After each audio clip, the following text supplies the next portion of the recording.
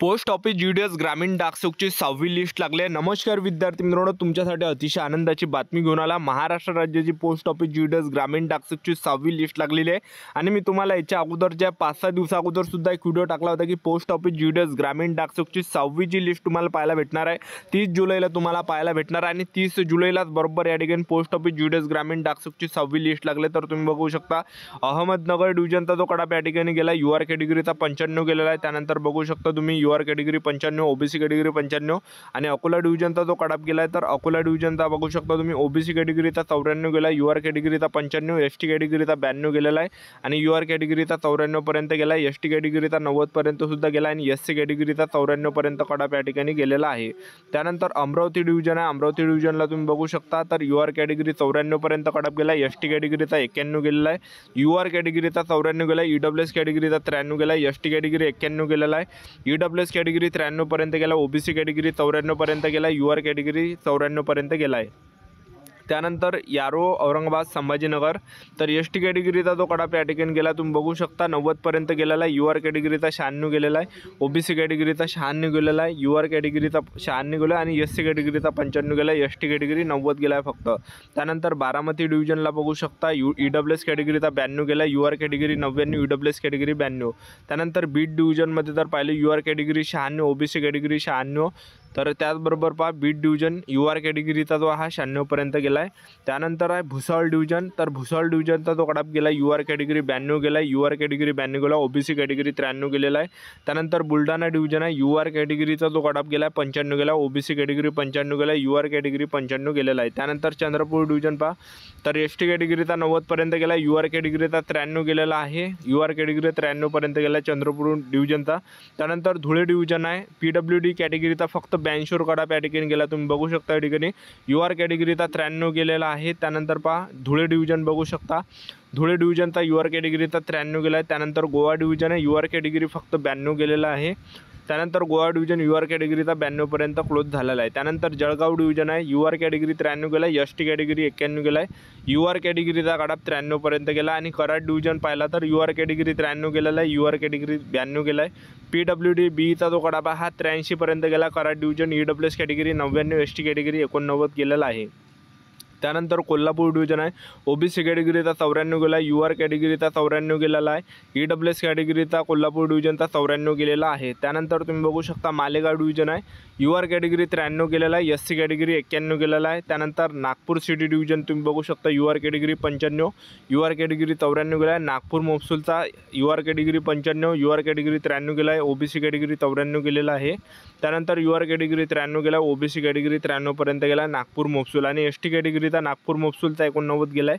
त्यानंतर नांदेड डिव्हिजन आहे, नांदेड डिव्हिजनचा ओबीसी कॅटेगरी 95, एससी कॅटेगरी 95 गेला आणि 99 सुद्धा गेलेला आहे, ओबीसी कॅटेगरीचा जो हा नांदेड हा 95 गेला आणि पीडब्ल्यूडीसीचा जो 91 पर्यंत गेलेला आहे आणि यूआर कॅटेगरीचा 95 गेला, ओबीसी कॅटेगरी 95 गेला आहे।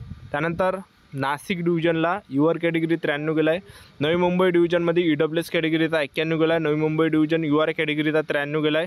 त्यानंतर नवी मुंबई डिव्हिजनचा एससी कॅटेगरीचा 91 गेला आणि नवी मुंबई डिव्हिजनचा ओबीसी कॅटेगरीचा 92 पर्यंत गेला आहे। त्यानंतर उस्मानाबाद डिव्हिजन धाराशिवचा जो कडाप गेला यूआर कॅटेगरी 95 गेला, ओबीसी कॅटेगरी 95, एससी कॅटेगरी 95 गेलेला आहे। त्यानंतर तुम्ही बघू शकता यूआर कॅटेगरीचा सुद्धा 95 पर्यंत गेला आणि ओबीसी कॅटेगरीचा ओबीसी कॅटेगरीचा सुद्धा या ठिकाणी 95 पर्यंत गेलेला आहे।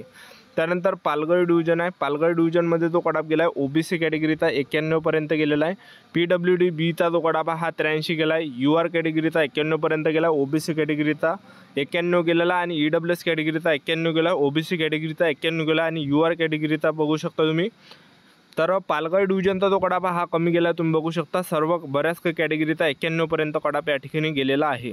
त्यानंतर पंढरपूर डिव्हिजन आहे, यूआर कॅटेगरी 94 गेला, ईडब्ल्यूएस कॅटेगरी 99 गेला आणि यूआर कॅटेगरी 95 गेलेला आहे, ओबीसी कॅटेगरी परभणी डिव्हिजन 95 गेलेला आहे।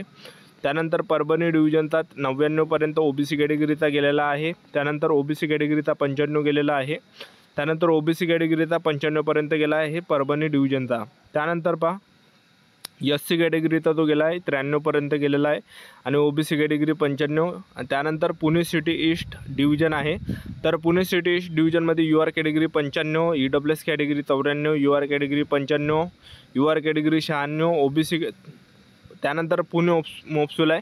तर OBC कॅटेगरी 93 गेला, UR कॅटेगरी 94 गेला, UR कॅटेगरी 93 गेलेला आहे, UR कॅटेगरी 93 गेला आहे पुणे मोपसूलचा. त्यानंतरचा आहे रायगड डिव्हिजन आहे. OBC कॅटेगरीचा 93पर्यंत गेला आहे, SC कॅटेगरीचा रायगड डिव्हिजन 92पर्यंत गेला आहे, OBC कॅटेगरीचा 94पर्यंत गेला आहे, UR कॅटेगरीचा 98पर्यंत गेला आहे, ST कॅटेगरीचा 90पर्यंत गेलेला आहे. त्यानंतर रत्नागिरी डिव्हिजन आहे. रत्नागिरी डिव्हिजनचा जो गटाबा OBC कॅटेगरीचा 93पर्यंत गेला आहे, UR कॅटेगरीचा 93 गेलेला आहे. त्यानंतर सांगली डिव्हिजन आहे. सांगली डिव्हिजन UR कॅटेगरीचा 93 गेला आहे, UR कॅटेगरीचा 93 गेलेला आहे. त्यानंतर UR कॅटेगरीचा बघू शकता तुम्ही सांगली डिव्हिजन 93पर्यंत गेलेला आहे आणि SC कॅटेगरीचा सुद्धा 92पर्यंत गेलेला आहे. त्यानंतर सांगली डिव्हिजन OBC कॅटेगरीचा जो गटाबा हा 92पर्यंत गेलेला आहे. त्यानंतर सांगली डिव्हिजन SC कॅटेगरीचा 92 गेलेला आहे. सांगली डिव्हिजन UR कॅटेगरीचा 93पर्यंत गेला आहे. सांगली डिव्हिजन OBC कॅटेगरीचा 92पर्यंत गेलेला आहे आणि सांगली डिव्हिजन OBC कॅटेगरीचा 92पर्यंत. त्याचबरोबर साताराचा EWS कॅटेगरीचा 93पर्यंत गेला आणि SC कॅटेगरीचा जो गेला आहे साताऱ्याचा तर हा 92पर्यंत गेला आहे. सातारा डिव्हिजन OBC कॅटेगरीचा 93पर्यंत गेला आहे. सातारा डिव्हिजन UR कॅटेगरीचा 93पर्यंत गेला आहे. सातारा डिव्हिजन UR कॅटेगरी 93 आणि सातारा डिव्हिजन त्याचबरोबर तुम्ही बघू शकता OBC कॅटेगरीचा 93 गेला आहे सातारा डिव्हिजनचा आणि UR कॅटेगरीचा 93पर्यंत गेला आहे. त्यानंतरचा आहे श्रीरामपूर डिव्हिजन आहे. UR कॅटेगरी 92पर्यंत गेला आहे, EWS कॅटेगरी 92 गेलेला आहे आणि ST कॅटेगरीचा 89पर्यंत गेला आहे, UR कॅटेगरीचा 92पर्यंत गेला आहे. श्रीरामपूर डिव्हिजनचा PWDCचा जो गटाबा हा 89पर्यंत गेलेला आहे. त्यानंतर सिंधुदुर्ग डिव्हिजन आहे. EWS कॅटेगरीचा 91पर्यंत गेलेला आहे, UR कॅटेगरीचा 92पर्यंत गेलेला आहे सिंधुदुर्ग डिव्हिजनचा आणि UR कॅटेगरीचा 92पर्यंत गेला आहे. त्याचबरोबर सोलापूर डिव्हिजन आहे. OBC कॅटेगरीचा 94पर्यंत गेलेला आहे. त्यानंतर सोलापूर डिव्हिजनचा UR कॅटेगरीचा 94पर्यंत सुद्धा गेलेला आहे. त्यानंतर सोलापूर डिव्हिजन UR कॅटेगरीचा 95पर्यंत गेला आहे. सोलापूर डिव्हिजनचा OBC कॅटेगरी 94 गेलेला आहे. Solapur division UR category 95, Solapur division EWS category 94पर्यंत. त्यानंतर सोलापूर डिव्हिजन UR कॅटेगरी 94पर्यंत. ठाणे डिव्हिजनचा जो गटाप गेलेला आहे 92पर्यंत गेला आहे. त्यानंतर ठाणे डिव्हिजन OBC कॅटेगरीचा 93पर्यंत गेलेला आहे, बघू शकता तुम्ही ठाणे डिव्हिजन. त्यानंतर वर्धा डिव्हिजन आहे. तर वर्धा डिव्हिजनचा जो गटाबा UR कॅटेगरी 92पर्यंत गेला आहे, UR कॅटेगरी वर्धाचा 92पर्यंत गेलेला आहे. त्यानंतर वर्धा डिव्हिजन ST कॅटेगरीचा 90पर्यंत गेला आहे. वर्धा डिव्हिजन EWS कॅटेगरीचा 91पर्यंत गेलेला आहे. त्यानंतर यवतमाळ डिव्हिजन आहे. UR कॅटेगरीचा 93 गेला आहे. Yavatmal division UR category 94, OBC category 94पर्यंत गेलेला आहे, 93सुद्धा गेलेला आहे आणि UR कॅटेगरी 94पर्यंत सुद्धा गेला आहे यवतमाळ डिव्हिजन. त्याचबरोबर यवतमाळ डिव्हिजन UR कॅटेगरी 93पर्यंत आणि SC कॅटेगरीचा जो गेला आहे यवतमाळ डिव्हिजनचा हा 93.5वर गेलेला आहे आणि यवतमाळ डिव्हिजनचा UR कॅटेगरीचा 94पर्यंत गेला आहे. तर हे संपूर्ण लिस्ट आहे. तर 6व्या लिस्टमध्ये महाराष्ट्रातील जवळपास 209 विद्यार्थ्यांचा सिलेक्शन झाला आणि डॉक्युमेंट व्हेरिफिकेशन करण्याची जी तारीख आहे तर 14 ऑगस्ट 2025 डॉक्युमेंट व्हेरिफिकेशन करण्याची तारीख आहे.